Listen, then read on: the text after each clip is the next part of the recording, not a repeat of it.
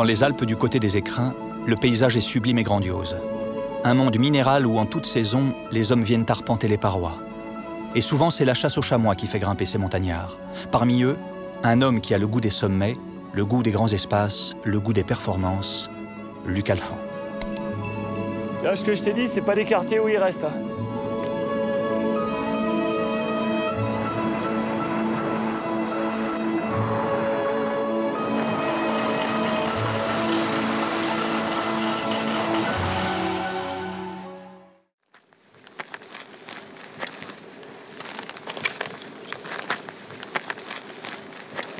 Ça, c'est donc le Pelvoux. Un pic sans nom. Et dans l'axe derrière, il y a la barre des Écrins, donc qui fait 4100, qui est un peu dans l'axe derrière. Mes parents étaient gardiens de refuge. Mon père est guide, mon frère est guide, mais bon, moi, j'ai pas suivi le. Bon, je suis né ici, quoi. Je connais pas toutes les montagnes, hein, j'ai pas tout fait. Hein.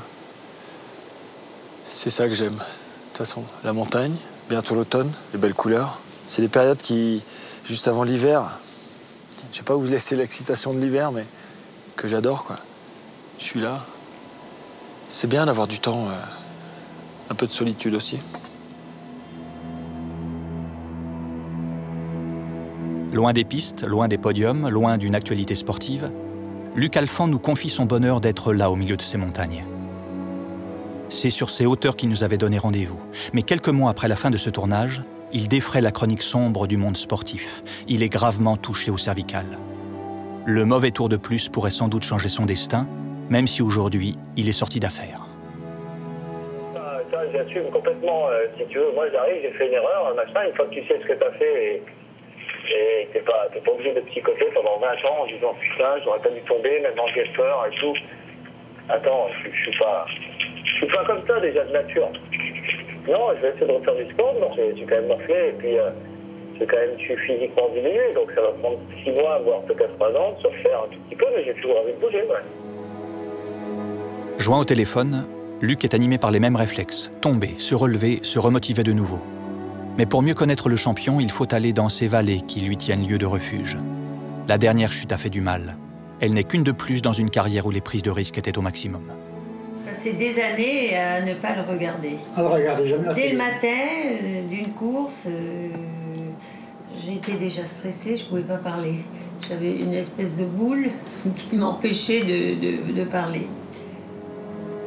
La descente, c'est l'essence même du ski. La règle est simple, arriver le plus vite en bas.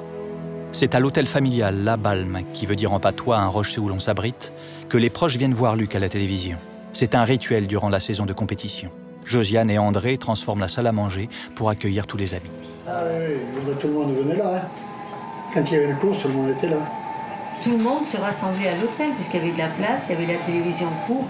Et moi, je partais, j'allais à la cave, et j'attendais. Et alors, il m'appelait en criant « Viens, ça y est, tu peux monter, il n'est pas tombé !» Moi, c'était invivable. Il m'a usé. Et il y a 2-3 copains qui sont sur des fauteuils roulants. Hein. Ah non, ça, le ski, il y a quand même des déchets, là.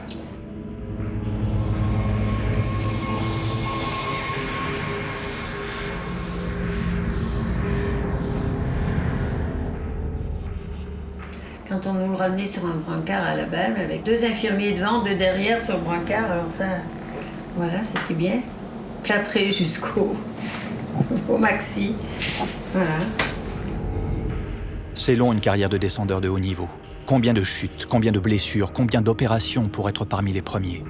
Des jours et des jours entiers cloués au lit. Des heures de doute, des moments de défaillance et de souffrance. On est loin de l'acclamation des spectateurs. Durant ces années-là, le père est présent au grand rendez-vous. J'ai admiré son courage. J'ai fait du ski, je savais la compétition, je l'ai essayé tout le temps. Moi, je faisais confiance, j'y allais. Il a fait toutes les Coupes du Monde, quand même. Hein. Ah, ça m'a fait connaître le pays. Il faut remonter très tôt dans la jeunesse de Luc pour comprendre son parcours singulier. Un parcours qui l'amène à vivre avec son frère Lionel sur les sommets dans un refuge tenu par les parents. Là, c'était un terrain non aseptisé, dangereux. Et mes parents travaillaient beaucoup, donc on était pas... Enfin, il y avait toujours des guides qui passaient, qui surveillaient, mais on était dehors toute la journée. Et là, c'était la méthode essai-erreur. On ne s'est jamais fait mal, on aurait peut-être pu se faire très mal, mais c'est passé. Imagine, la première année où on y allait, on avait 6 ans. Moi, 6 ans, toi 5 ans. Ouais, 5 ans à 15 ans. En fait, mes parents, ils nous ont laissés souvent autonomes. Ouais. Je suis pas abandonnés non plus, mais bosser comme des fous. Hein. Et on allait dans la nature. Hein. On faisait des tyroliennes, on ouvrait des voies, on mettait les pitons. Et c'était dans le raid, hein. Donc, parce qu'au début, après, il y avait les collets pour les marmottes, parce que les marmottes, on en a apprivoisé. Et ils montaient au refuge en peau de phoque. Hein. J'ai fait des petits skis, des petites peaux de phoque dessous. Et ils montaient, ils suivaient les traces un peu des gens qui montaient, nous on était en haut. Puis c'est souvent une belle-sœur qui les amenait en bas, auprès de Madame Carl, après ils prenaient la piste avec les autres, avec les gens. Puis moi d'en haut, je les surveillais, quand je les voyais pointer, je descendais un peu à leur rencontre. Mais ils ont monté tôt. Là, ils ont été très courageux. Ils ont monté leur petit sac à dos et leur ours, et la tête de l'ours sortait du sac à dos pour pas qu'il étouffe. Ah, toujours un petit ours. Ah ça c'était mignon alors. Hein. Ouais. Ils avaient toujours leur sac à dos. Hein. Ça c'est... Luc était plus petit, donc moi j'avais toujours les idées un peu saugrenues et mes parents avaient une machine à laver qui s'ouvrait par le dessus. Et donc moi j'ai ouvert ça et j'ai glissé Luc à l'intérieur et j'ai fermé le tambour et je faisais rouler à la main, un tour, 2 tours. Et heureusement le capot s'est jamais refermé parce que ça aurait peut-être pu partir. Mais Luc s'est bien entraîné et je pense qu'il devrait être capable d'aller sur la Lune maintenant. Ouais. C'était notre vaisseau à l'époque. Moi, je suis même pas sûr de me souvenir de trucs comme ça, tu vois. Ah, moi, je me souviens de la machine à laver. Ah ouais, la machine à laver, ouais. Mais bon, on les a toutes faites. Aussi loin qu'on remonte dans le temps, les frères ont été des inséparables. Durant l'hiver, ils vivent sur des skis au milieu d'un espace gigantesque qu'ils ne quitteront plus. Ils ont pris les skis, ils avaient 2 ans et demi, 3 ans. Voilà. Et moi, je faisais toutes les pistes. Voilà, en évitant qu'ils partent comme des fous. Au début, je les laissais aller sur le chemin, puis après, je prenais une corde, l'attachais avec un baudrier, puis j'étais derrière, je les freinais quand ça allait trop vite. Et là, ils avaient déjà 300, là.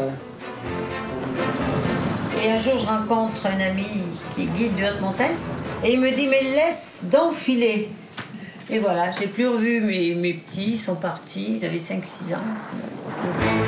Le matin, dès l'ouverture des pistes, ils partent avec 10 francs en poche, le prix d'un sandwich et d'un orangina. Les journées se terminent après la fermeture des derniers remonts de pente. Il est encore loin le temps des courses et des podiums, mais déjà, la réputation de casse-cou des Alphans est faite.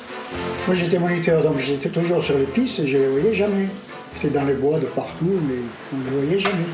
Ouais. Ce qui me faisait marrer, c'est de skier, quoi. On faisait les cons avec les potes, et souvent on a cassé. Alors, on avait des bons coins, tu vois, à mener pour voir si... Ils ne voulaient pas rentrer au club, ils sont rentrés très tard à ce club des sports, parce que pour eux, c'était un manque de liberté. Ce qui t'éclate, c'est aller vite sur les pistes, hein. C'est pas faire une carrière. Hein. Quand t'as 10-11 ans, ce qui te plaît, c'est sauter les bosses, c'est aller faire de la poudreuse quand il neige. Les piquets, c'est même des fois un peu rébarbatif. Non, nous, on aimait le ski, la glisse. Tout ce que, comme les jeunes maintenant, en fait. C'est quand même un sport ludique, quoi, qui était vraiment sympa. C'est pas que un sport de compète avec des portes à droite, à gauche. Moi qui les ai emmenés beaucoup plus que toi, petit, il y avait quand même des crises de jalousie. Luc était jaloux que son frère aille beaucoup plus vite. Il faisait tellement de caprices quand Lionel allait très vite qu'un jour, sur le plateau de la Rouge, là-bas toujours,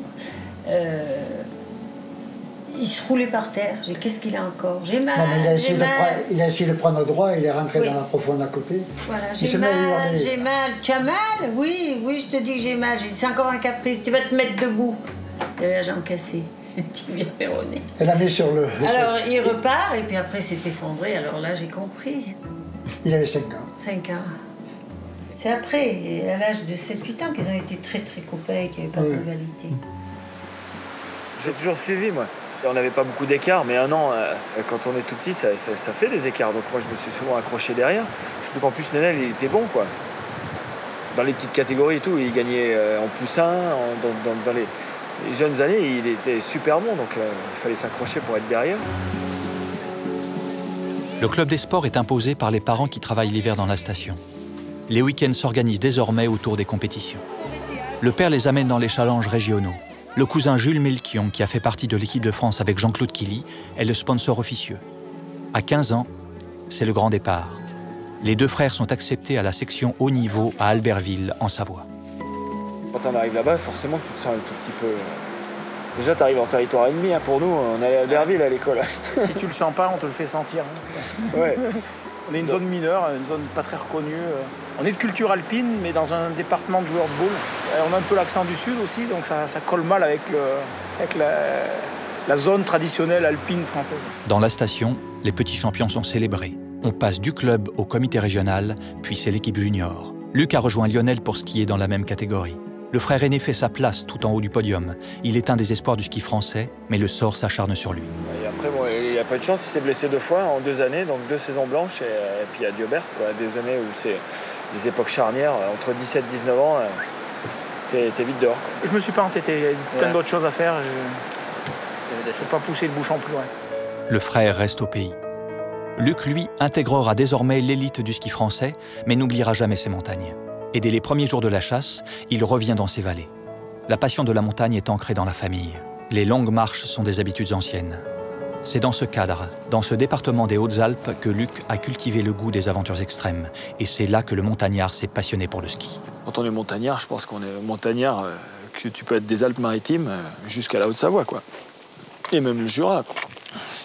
Par rapport au ski, dans l'idée des gens, les Alpes du Sud, c'est les Alpes où il n'y a pas de neige, où c'est au sud, et voilà, ça tombe dans la mer. Et donc, je corrige les gens qui pensent, ou qui me disent, même assez souvent, donc c'est pour ça que je le dis assez souvent, qui pensent que les gens, je suis savoyard. Non, non, on n'est pas loin de la Savoie, on est à côté. Mais on a une identité quand même différente, un climat différent. Enfin, on est un tout petit peu différent. C'est sur les pistes de Serre-Chevalier que Luc nous amène pour nous montrer son domaine, là où tout le monde le salue désormais. Depuis longtemps, il porte les espoirs de la station. Il n'a que 17 ans, il remporte le championnat du monde junior. Une carrière au plus haut niveau démarre, elle durera plus de 15 ans. Si tout est parti d'une passion, d'un grand jeu avec son frère, de nouvelles expériences à tenter, aujourd'hui, il prend plaisir à skier avec son fils, Niels, qui marche désormais sur ses traces. Mais la compétition et les exigences que cela demande, les sacrifices imposés par une carrière de haut niveau, sont d'un ordre totalement différent. Le ski, c'est un des sports individuels où le groupe compte le plus. Parce qu'on vit beaucoup en équipe, parce qu'on va chercher la neige en hémisphère sud, l'été, l'automne, les glaciers, enfin, etc. Donc on est toujours en groupe, où l'amitié, t'as des potes, mais la finalité, quand même, c'est un sport individuel. La finalité, il faut qu'il soit derrière. Il faut. Si toi, tu veux réussir, c'est qu'il faut qu'il soit derrière. Donc, tu as des bons potes, mais tes bons potes, tu dois absolument les battre. Kiloc.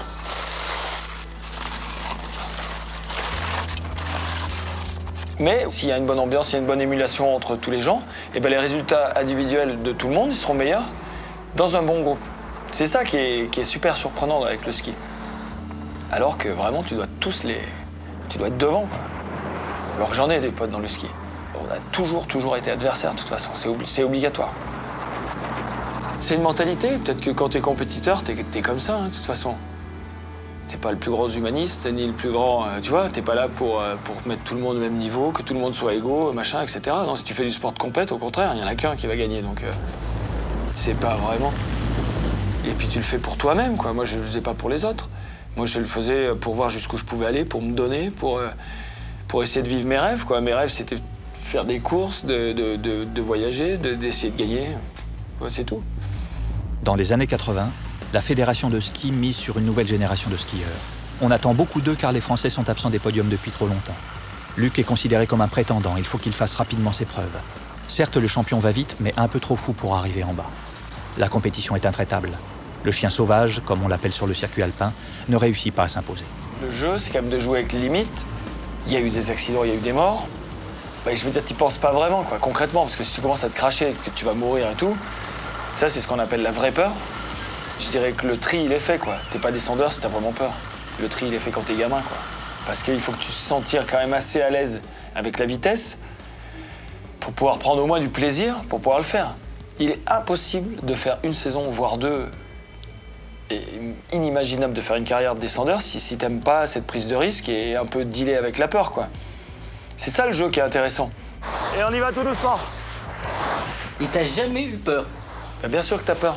C'est un mot qui est tabou, donc que tu veux pas utiliser. Mais le jeu, c'est quoi? Si t'as pas peur, ça veut dire que t'es complètement inconscient. Si t'es complètement inconscient, c'est super facile. Hein.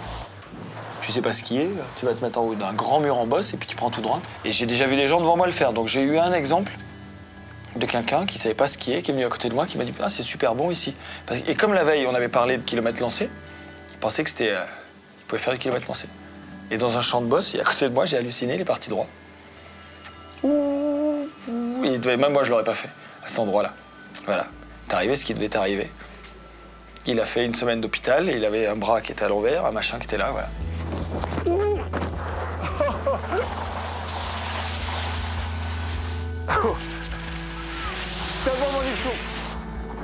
Il y a beaucoup de gens qui voient que la réussite, ou la finalité, de celui qui gagne. Parce que tu as celui qui passe aussi au travers d'une carrière de sportif, qui fait les mêmes sacrifices, les mêmes entraînements, et la même passion aussi, tu vois, que toi, tu peux avoir au début. Donc, c'est dur. Le sport de haut niveau, c'est de la répétition, des enchaînements de saisons, etc. Et puis, si tu fais de la descente comme nous on faisait, tu es obligé de passer au carton, donc à l'hôpital, donc de la vraie douleur physique, des opérations, des centres de réduc, et voilà. De 1983 à 87, il se fait opérer 6 fois. Il songe à abandonner. Les résultats n'arrivent pas. Trop inconstant, irrégulier dans ses performances, le skieur Luc est sur la mauvaise pente. Ça a été bonne, vas-y tape là. C'est bon. Il est définitivement dans les 10 meilleurs mondiaux, mais cela ne suffit pas. Au championnat du monde en 93, il termine à la plus mauvaise place, la 4e. Mais pour la première fois de sa carrière, il passe un hiver sans blessure. La prochaine saison s'annonce sous un meilleur jour. La confiance, la tranche, ça fait 40%. Donc, c'est des trucs que tu as du mal à expliquer, mais qui prennent vachement de temps pour mettre tout en place au même moment. 1995. Celui qu'on appelle désormais Lucho gagne la Coupe du Monde de descente. Du jour au lendemain, sa notoriété explose. Le nom d'Alphand est désormais connu de tous. Le changement, il est énorme. Le changement, il est énorme d'abord pour toi, parce que quand tu as des retours sportifs de ce que tu fais, tu sais pourquoi tu te lèves le cul à 5 heures. Parce que au mois de juin, quand tu vas skier sur les glaciers, tu sais à 5h30 que tu te lèves. À 7 heures, tu es sur les glaciers à 3000. Et c'est répétitif, le ski au mois de juin. Tu refais tes gammes, à droite, à gauche, de la technique, c'est chiant au possible. Et quand tu vas prendre ton vélo tous les matins après, ou quand tu rentres dans ta salle de muscu pour prendre une barre, c'est dur. Le ski, c'est un sport où on s'entraîne 6 mois pour en courir 4. Et ces périodes-là, une fois que tu commences à gagner, c'est super, parce que tu sais pourquoi tu les fais, quoi. Et les victoires s'enchaînent. En 1996, il est de nouveau champion du monde de descente. L'année suivante, il s'attaque au classement général en participant à 2 disciplines, la descente et le super G. Luc Alphand est au sommet de sa gloire. Il sait qu'il vient de loin. C'est des moments qui sont tellement, je veux dire, rares. Parce que, attends, moi, j'ai pas gagné 500 courses non plus. Hein. Comparé au nombre que j'ai fait, si tu veux, le pourcentage que j'ai gagné, il est infime. Mais tu vois, ces moments-là, il faut essayer d'en profiter. Une victoire, c'est important par rapport à ce que ça représente d'engagement, de sacrifice, de boulot, etc. Tu dois la fêter ou au moins en profiter, tu vois, un maximum. Jamais depuis Jean-Claude Killy en 1968, un Français n'avait remporté le classement général de la Coupe du Monde. Un Français, mais aussi un haut-alpin, comme il aime le revendiquer. Le gamin de Serre Chevalier s'est révélé comme un compétiteur dans l'âme. La station a surfé sur cette nouvelle notoriété. Lui qui a rivalisé avec les plus grands du ski mondial n'a jamais quitté sa vallée. Durant sa carrière, il revenait à chaque fois au pays, parcourait les montagnes et leurs territoires de chasse. Un rite naturel car ici la chasse est une pratique vieille comme les montagnes. Bon, quand je skiais, je le prenais ça comme un entraînement, la chasse. C'était un moyen de me faire les pattes, hein, parce que quand tu descends la montagne avec la bête sur le dos, ça te fait une bonne séance. Une bonne chasse, une belle chasse, tu fais une belle approche où tu as marché beaucoup, etc. Je sais pas, tu vis un moment en émotion qui est bien sûr assez fort, mais quand j'ai pu gagner des courses en ski, j'ai l'impression qu'il y avait un investissement de tous les jours, tout le temps, si tu veux. Et tu as une libération, tu vois, c'est beaucoup de sacrifices pour arriver à pas grand-chose. Alors que la chasse, c'est aussi quelques sacrifices, mais c'est autre chose. Une belle chasse, ça fait plaisir, mais c'est un autre registre.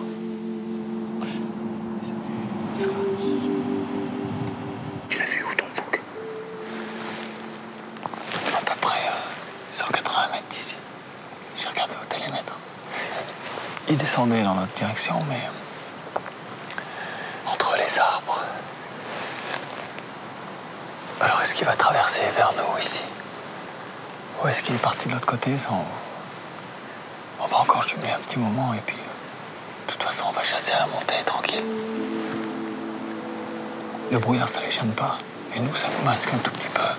Alors quelquefois, c'est pas mal parce que tu peux te rapprocher. Quand il y a un banc de brouillard, t'avances. Tac. Et eux, ça les arrange pas, en fait. Pas plus que ça. Est-ce que c'est pas une école de patience, la chasse? Je dis pas que je suis pas speed. Parce que j'ai envie de marcher vite. J'ai envie d'aller... Tu vois, vite aller jumeler un coin, vite faire autre chose. Mais prendre le temps de le faire comme il faut, c'est pas mal aussi. Hein. C'est peut-être pour ça même qu'on vient à la chasse. Pour profiter de la nature. Et juste le petit coup de stress de la recherche, de la quête, même du tir. Je sais pas si j'aurais autant me balader en montagne si finalement il n'y avait pas la chasse. Je pense qu'il vaut mieux profiter du brouillard pour se rapprocher des espaces qui sont un peu plus découverts au-dessus. Il y a beaucoup de falaises. 20 mètres en dessous, il y a 80 mètres.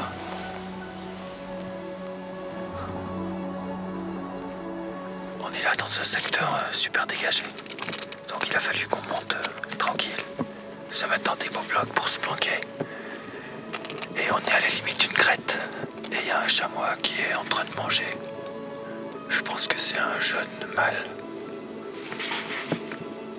Enfin, c'est déjà un beau chamois. Adulte. Donc on a une vague d'adultes aujourd'hui. Donc c'est un chamois qu'on peut prélever. Après là il est à 190 mètres à peu près. Donc c'est une distance super. C'est un tir qui est... Ça ne sera jamais facile en montagne. Le plus dur maintenant, c'est de lutter un peu contre le froid, tu vois. Pour tirer. C'est le seul chamois que j'ai fait pour l'instant. À cette distance. Ouais. C'est un beau chamois. On est le 17 aujourd'hui, l'ouverture c'était dimanche. Donc il n'y a eu qu'un jour de chasse. Et je sais même pas si quelqu'un est monté ici, au sommet de ce secteur-là. Donc peut-être que ça n'a pas été chassé encore ici. Il va falloir se réchauffer.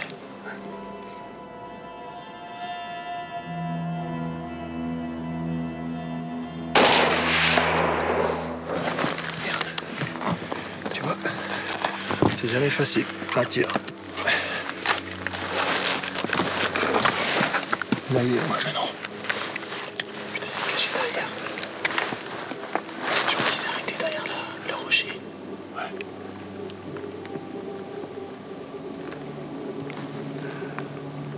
C'est vachement bien.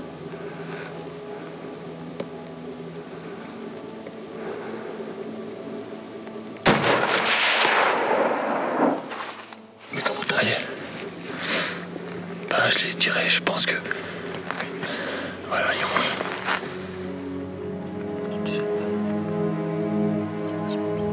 Non, voilà, on a fait chasse. Mais... il n'y a jamais de tir facile. Il y a le froid, il y a les conditions. Bon, on verra s'il a pris la première balle. À mon avis, il l'a pris. Mais il a marqué pas beaucoup et il est parti à la course à la descente. Par contre, il a marqué tout de suite. Mais il a fallu le retirer, quoi. Et le deuxième tir était beaucoup plus dur. Mais peut-être que se concentrer un peu mieux, voilà. Donc il a fallu 2 cartouches, c'est pas le chamois parfait. Je peux vous dire qu'avec des petites carabines de montagne, c'est réarmement manuel. Et je me laisse jamais plus que, de toute façon, 2 cartouches. Parce que... c'est ce que je trouve, t'avais que 2 cartouches. Non, parce que je vous explique pourquoi. Enfin, un chamois sera tiré une première fois. Et ça part très vite. S'il est loupé, il va courir 100 mètres, 50 mètres. Et il va marquer. Il va se arrêter, sûr. C'est ce qui se passe 95% du temps. Et tu sais que tu as une deuxième chance quand il va s'arrêter. Et une fois que tu as mis une deuxième balle et qu'elle est loupée, il ne s'arrêtera plus jamais. D'expérience, c'est pas garanti. Mais après, tu peux oublier. Ça va à une vitesse dans les casses. Bon, celui-là, c'est bizarre parce qu'il a pris à la descente. Donc déjà, c'est le premier signe qu'il est peut-être la première balle. La première balle touchée, peut-être, ouais, non, parce que toi. Il sait très bien que ses quartiers sont derrière. Et là, il allait dans une zone qui n'était pas accueillante pour lui, quoi. En tout cas, où il ne peut pas se planquer. Donc, il est parti à la descente. Ça, c'est peut-être un premier signe qu'il a pris la première balle. Et après, la deuxième, bon, c'était un tir beaucoup plus difficile parce que je voyais que la tête sortir. Ah ouais. Ah oui, je voyais que le cou et l'épaule. Donc je pense que le deuxième, je l'ai pris dans le cou plus loin. Mais bon, je peux vous dire, hein, le deuxième tir, il est plus sportif, celui-là. Deuxième tir...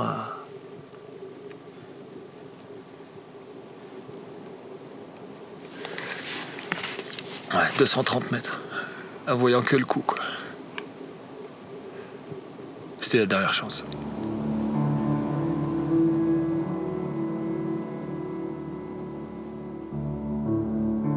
Donc je veux pas être le porte-parole, le machin, tout ça. Par contre, j'ai pas de tabou.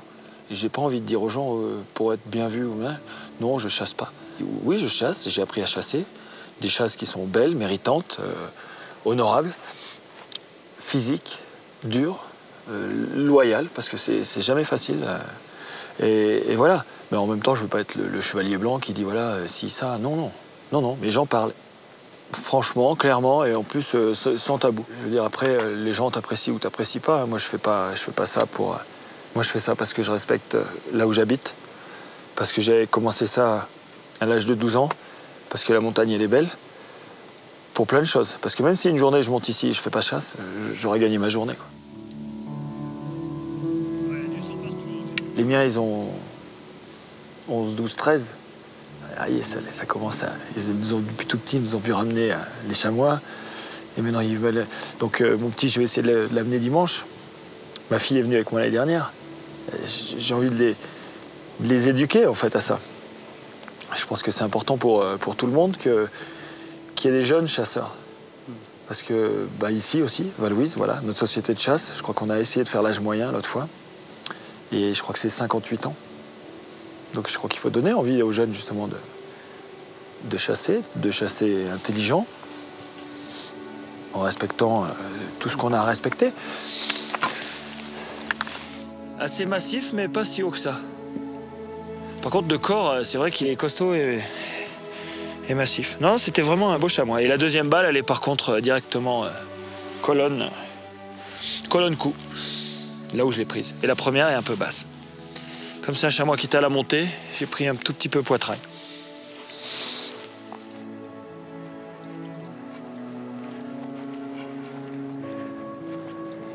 Ce que j'aime par-dessus tout, c'est marcher en montagne. Alors on se dit marcher seul, mais souvent je trouve un pote ou... Ouais, passer des moments qui soient différents d'un monde un peu... Parce que d'abord, ça fait déjà une belle sortie physique, qui est sympa. Mais pour rien au monde, je manquerais ça. Hein. Et je suis capable de dire non à des trucs qui sont même très importants ou même peut-être même très lucratifs, etc. Non, juste pour venir ici chasser, bien sûr. C'est l'une des décisions les plus importantes de sa carrière. Au sommet de sa gloire, Luc décide d'arrêter. Un choix mûrement réfléchi. Il connaît le prix de ses trophées. Un descendeur qui arrête au sommet, ce n'est pas logique, mais ça le fait, comme il le dit.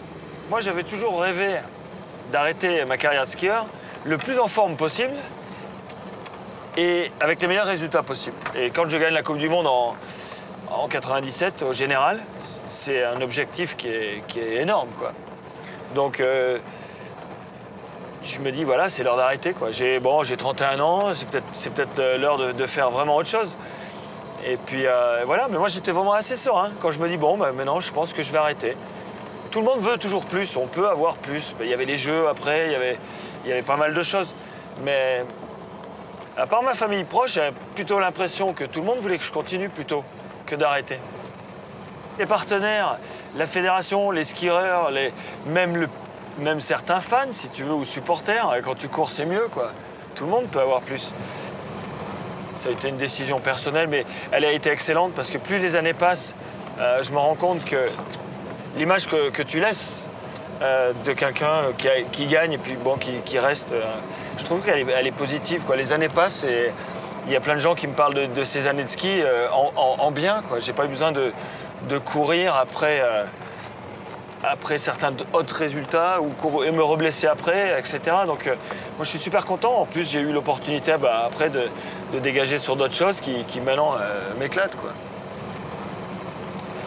L'idée d'arrêter sa carrière, pas blessé à un moment où tu le décides toi, où c'est pas les blessures qui le décident à ta place, ça c'est important.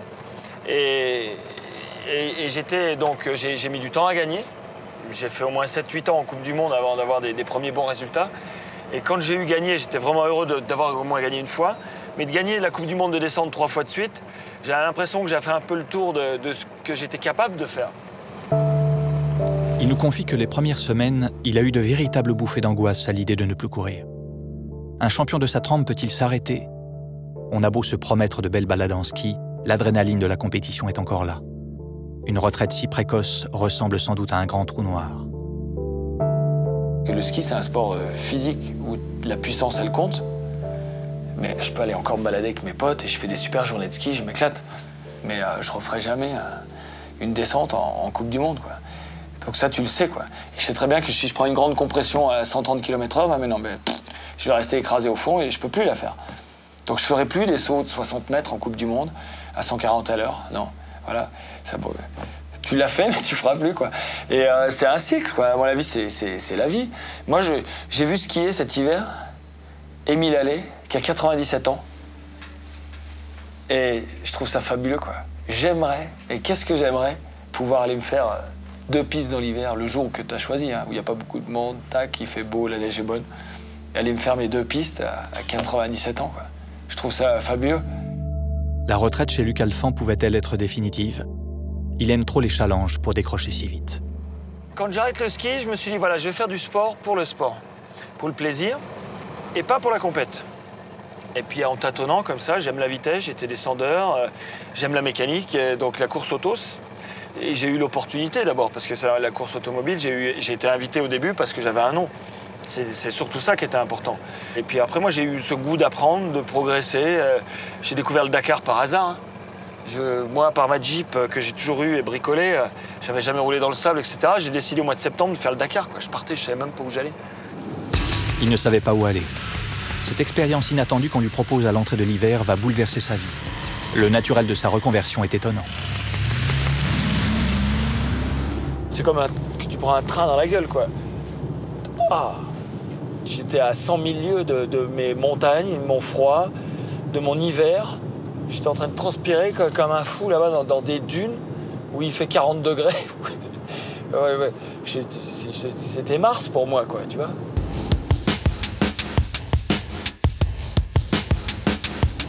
Moi, je me battais à la seconde dans mon sport, voire au 10e. Et quand j'avais pas compris encore dans ma tête qu'entre 2 minutes et 2 semaines, il y avait un écart et que l'Afrique, ça pouvait être aussi grand.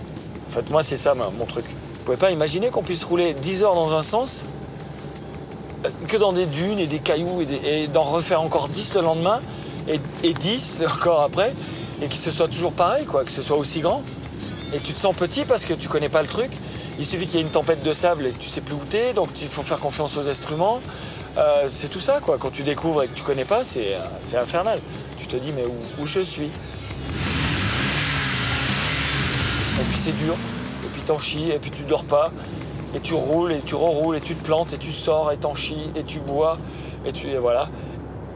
Et je me revois à Dakar. À Dakar, je dis à tous mes potes, vous ne me reverrez jamais, là, sur un truc de dingue. On te tire dessus, tu dors jamais, ça fait 3 semaines. Voilà, moi, je suis mieux chez moi, quoi. Sa première participation en amateur lui laisse un goût amer. Malgré tout, l'année suivante, il n'hésite pas quand on vient le chercher pour repartir. Après, j'ai voulu le finir. Je l'ai fini. Et je l'ai fini à une place tout à fait correcte, en gagnant la catégorie marathon, qui est le véhicule proche de la série. Et j'ai dit, bah tiens, je reviendrai. Et puis bon, là, j'ai eu une opportunité avec Schlesser. Et puis après, Et puis après, bah, tu commences à regarder un peu au-dessus, tu vois. Tu dis, ah tiens, finalement, avec un peu de bouteille, si je suis pas trop con dans le sable, parce que c'est pas que de la vitesse pure le Dakar. C'est de l'endurance en premier. Et mécaniquement, je suis quelqu'un qui roule sans trop dégrader. Et puis, sportivement, je commence à me rapprocher un peu des premiers. Puis là, c'est seulement au bout de 4 Dakar, voire 5, après quelques petits résultats sur certaines spéciales, que tu te dis, bah tiens, finalement, j'ai peut-être la vitesse de pointe pour cette discipline-là, tu vois. Et après, bah, j'ai fait des bons résultats en privé. Et puis voilà, après, le chemin, il est que j'ai eu la chance d'être retenu dans l'équipe BMW d'abord quand ils avaient un nouveau moteur diesel. Voilà, et après 2 ans chez BMW, je suis rentré dans l'équipe. C'est comme Ferrari en Formule 1, quoi. Je suis rentré chez Mitsubishi, l'équipe qui gagnait tout, avec 25 Dakar dans les compteurs. Non, avec une équipe qui était fantastique. Là aussi, combien d'abandons, d'accidents, mais aussi combien de rencontres avec des pilotes expérimentés pour arriver au sommet. Il aura fallu 8 participations pour décrocher en 2006 la première place. Mais une première place qu'il ne peut savourer cette fois. La mort tragique de 2 enfants fauchés par des véhicules relancera la polémique autour de ce rallye. Quand je regardais ça comme skieur au mois de janvier à la télévision, ça me faisait rêver de le faire. Déjà, ça m'a fait rêver, mais de le gagner, c'était encore plus inimaginable. Le champion de ski a accroché un nouveau succès. Comme d'habitude, après ses expéditions lointaines, il revient dans ses vallées. Elles ont été à chaque étape de sa carrière des espaces où Luc s'isolait au milieu des siens. Pour l'instant, j'ai encore vachement de plaisir. Moi, je me régale à faire des courses, à rouler vite. Et j'espère être assez intelligent pour que le jour où ça me lâchera, hein, l'envie d'aller vite, j'aimerais être assez intelligent pour m'arrêter à temps, quoi, éviter de faire la course de trop ou ce que tu n'as pas envie, en tout cas. Au bout d'un chemin de terre, le chalet des Alphans. C'est là qu'il passe voir le père au retour de la chasse. On parle des gens de la vallée, des travaux à finir, des hardes de chamois. On les a aperçus là, revus ici, on s'est approché par ce couloir. Sur ces montagnes, chaque chasse est prétexte à un récit. C'est aussi un prétexte au souvenir. Le premier chamois que tu tires, tu es obligé de te rappeler de l'image exacte. Je l'ai tiré donc avec mon père,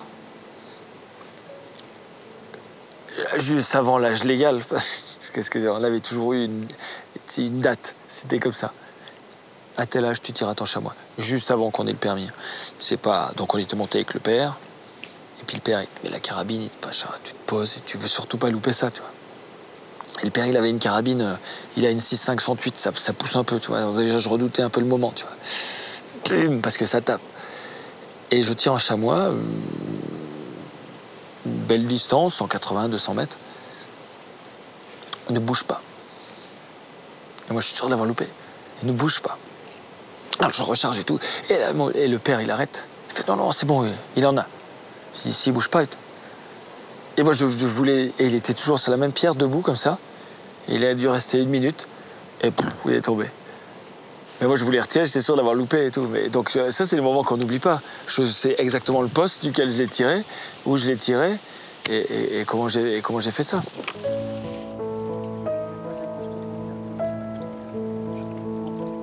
Il y a d'abord les moments que tu passes avec ton père. Quand t'es petit, t'y vas parce que c'est lui qui va. Déjà 2-3 jours avant, je savais que j'allais y aller. J'avais déjà l'appréhension de marcher. Alors que maintenant, c'est vraiment un plaisir. Mais quand t'es petit, tout est plus grand, tu vois. Et ça, c'était dur. Mais j'avais envie d'y aller. Et il t'apprend, je sais pas, ce petit stress de la recherche. Et puis découvrir aussi la montagne, juste pour la beauté. Je sais pas, comment tu vas apprécier un lever de soleil quand t'es au sommet, à 3000 mètres, si tu l'as jamais vu. Donc il y a ces moments-là qui étaient magiques. Il y a aussi le fait de chasser, le fait de raconter et de rencontrer plein de gens à l'époque, tous les anciens qui parlaient que patois. Et toi, tu comprends rien, t'es là au bout de table. Et voilà. Moi, il m'a appris les secteurs ici. C'est quand même des coins qui sont difficiles d'accès. Donc les petits passages là, il te dit, quand tu montes, tu vois, la lune, elle est là. Donc la pierre, c'est là. Et à la pierre là, tu vas prendre le petit couloir et puis tu remontes par l'autre couloir. Les passes, les bons postes. Tu sais, à la chasse, quand tu te fais avoir 1 fois ou 2 sur des situations de chasse, la 3e, tu l'anticipes un peu ce qu'on a fait ce matin. C'est 2 fois que je me fais avoir dans le secteur là-haut. Tac, ce matin, on s'est mis à un endroit On a de la chance. C'est tout ça qu'on apprend avec son père, et depuis tout petit, et puis partir, et puis après on apprend, et puis après tu pars tout seul, quoi. Ce chalet-là, on était venu une fois ou deux, tout petit, avec les parents, balader, tout ça. Bon, le chalet était en mauvais état. Il était couvert, mais presque en ruine. Et puis, il appartenait à ma grand-mère, du côté de mon père, de Valouise. Et on s'était dit, avec le frère, ça serait sympa si on peut refaire 2-3 tôles. Une grosse cabane, quoi. C'est l'idée quand t'es môme. Tu peux avoir ta grosse cabane, c'est mieux qu'une cabane en planche dans les bois. Et puis donc, la grand-mère accepte de nous le donner, donc officiellement et tout. Nous l'a donné tous les deux. Et là, on s'y est mis. Et puis on s'est mis petit à petit en disant on va le faire rustique. Et puis le rustique, on a dit on va améliorer un peu, on va quand même peut-être mettre de l'eau. Et puis après de l'électricité. Et puis voilà. Et puis donc, du coup, on a refait seul et avec le père et avec plein de potes. Parce qu'après, ils vont encore me dire ce que... Il y avait des week-ends, on faisait barbecue. Mais avant le barbecue, il y avait 4 pioches, tu vois. C'était le deal. Donc on l'a fait avec des potes, on l'a fait avec le père, et puis avec Amédée. Amédée qui gardait ses brebis ici, qui est le café Valérie, qui est entre la chasse et tout. Donc il montait ses moutons ici. Les moutons, il y en avait de partout, et il bossait la journée avec nous. Donc c'est des moments comme ça qui sont vachement importants, parce que on voulait vraiment le faire, nous, le chalet. Donc on a coupé, par exemple, le parquet de l'arbre debout, bouffeté, la menuiserie, et tout, etc. Jusque la pose, on a tout fait. L'électricité, la plomberie, ça a été un pile ou face avec le frangin. Voilà, donc on a avancé tout seul parce que c'était sympa aussi de faire quelque chose de tes mains. Enfin, quand tu le vois fini, c'est toujours plus sympa, quoi. Et puis c'est des coins qui sont un peu spéciaux, quoi. T'es à quelques kilomètres, mais en même temps, si tu restes 4 jours ici, t'as l'impression que t'es parti super loin.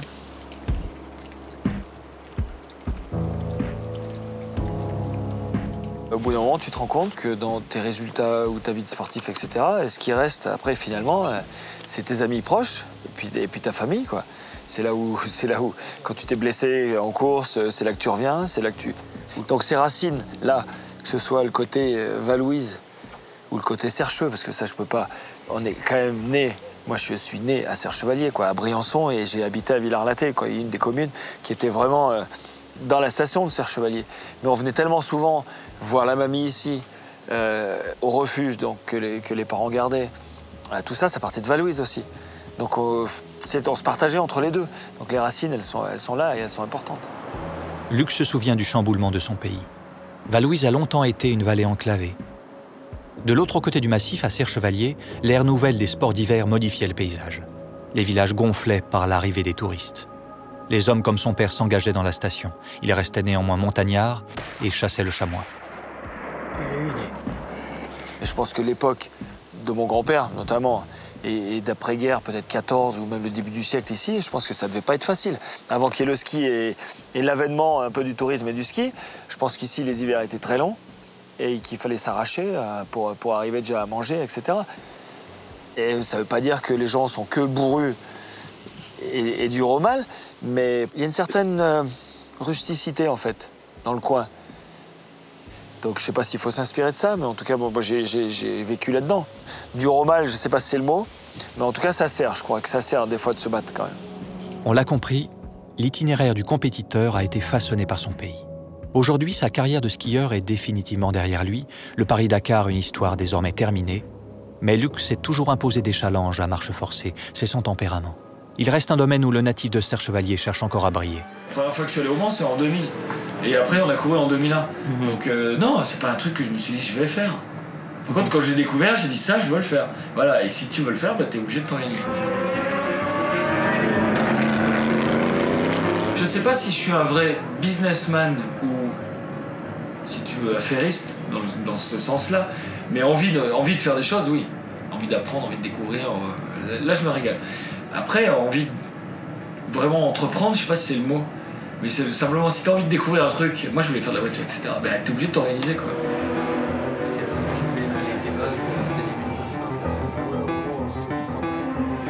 Mais moi, ça me plaît, hein. J'aime bien être mon propre chef, quoi. Ça fait un certain piment dans la vie, quoi.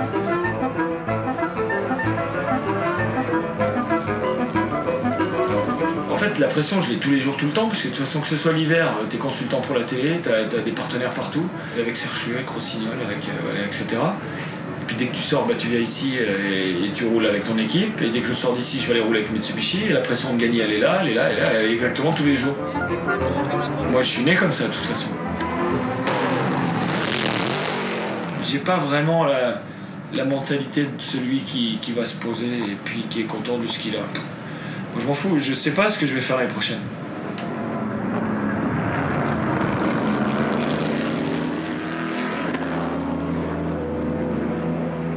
Les 24 heures du Mans restent le rendez-vous à ne pas rater pour l'équipe. En 8 participations, Luc est toujours arrivé au bout et s'est placé sur le podium dans sa catégorie. C'est sa fierté. Avec 2 voitures engagées, ils espèrent répondre présent. Mais cette fois-ci... C'est Patrice Gouellard qui est au volant, c'est pas moi. Et voilà, il se fait pousser dans un virage. Il y a un prototype qui arrive derrière, une usine en plus, Aston Martin. Il arrive derrière, il l'a poussé, il a pris le mur direct. La voiture est détruite. On n'a ni le temps matériel, ni les sous pour la reconstruire. Donc ça veut dire que le championnat est fini pour nous.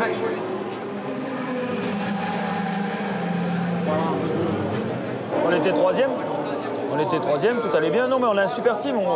On a une des voitures qui est en train de se battre pour le podium là, pour l'instant. Il reste 2 heures de course. Donc, sportivement, pour le team, ça passe bien. On est en tête du Le Mans Series, on est en tête du championnat de France, on est 3e du championnat du monde. Donc, sportivement, on ne peut pas mieux faire avec les moyens qu'on a. En plus, peut-être qu'on fera sûrement un podium, 2e ou 3e. Il y a encore un petit peu de suspense vers la fin. Donc, voilà, c'est quand même... petite satisfaction. Après, moi, personnellement, je finirai un tout petit peu amer sur la fin, là, mais c'est pas grave. Après, ça, c'est le sport.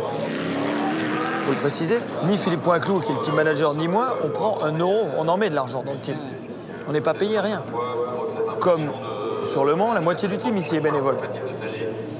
Donc, c'est des gens qui sont passionnés, qui viennent nous aider, etc. Donc voilà, nous, on essaye de survivre. C'est le mot. Nous, ce qu'on veut, c'est courir. C'est vivre notre passion. Pas mettre des ronds. Et pas en prendre non plus. Donc voilà. Et là, je pense qu'on arrive à une époque où, clairement, à l'heure qu'il est, je vois pas comment on peut continuer. L'une des voitures accroche une 3e place. Mais l'équipe de Luc Alphand Aventure est de plus en plus fragilisée par la crise du secteur. Je pense que 2009, clairement, c'est une année de merde pour moi. Voilà. Il y a des années où tu as de la réussite, des années où tu n'en as pas. J'ai fini le Dakar dans un bain de boue avec mon copilote qui est évacué en hélicoptère. Je finis Le Mans dans un rail avec la voiture détruite. Il y en a pour plus de 250 000 € de réparation. Si j'ai plus de partenaires pour continuer, je ne continuerai pas. Voilà, c'est un constat. On est en bonne santé, on va bien. Je veux dire, on se fait plaisir à courir. On fera autre chose. On retournera dans les montagnes, d'ailleurs. On vient de là, d'ailleurs.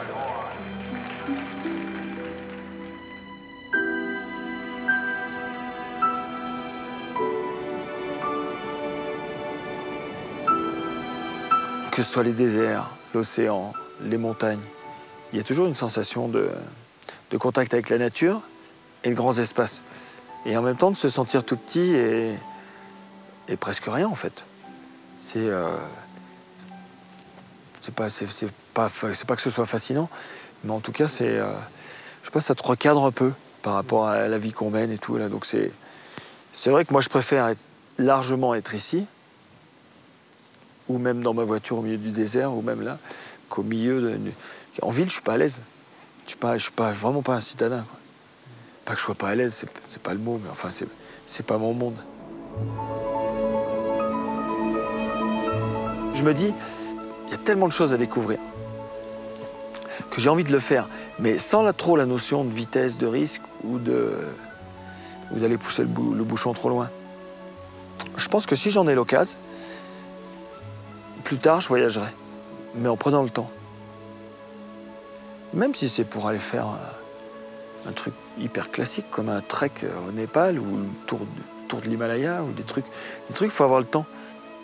Je crois qu'il faut partir 2 mois si on veut être bien, 2 ou 3 mois, enfin en tout cas plusieurs mois pour être bien. Donc c'est pas facile quand même de s'organiser pour faire des voyages comme ça. Alors est-ce que la vie nous en laissera à l'occasion? Parce que c'est pas évident. Hein. On tombe toujours dans une sorte d'engrenage. T'as toujours plein de choses à faire. Ça veut dire plus de compétition. Il faudrait bien que j'arrête un jour quand même. J'ai 43 ans. Je fais ça depuis que j'ai 13 ans, 14 ans. Donc, ça fait déjà quelques années. Hein. Et ça, bon, c'est juste la vie, quoi. Les vieux, ils montent plus jusque-là. Et un jour, il faudra qu'on arrête de courir. Et un jour, on ne montera plus ici non plus. Voilà. Mais je suis encore bon. Hein.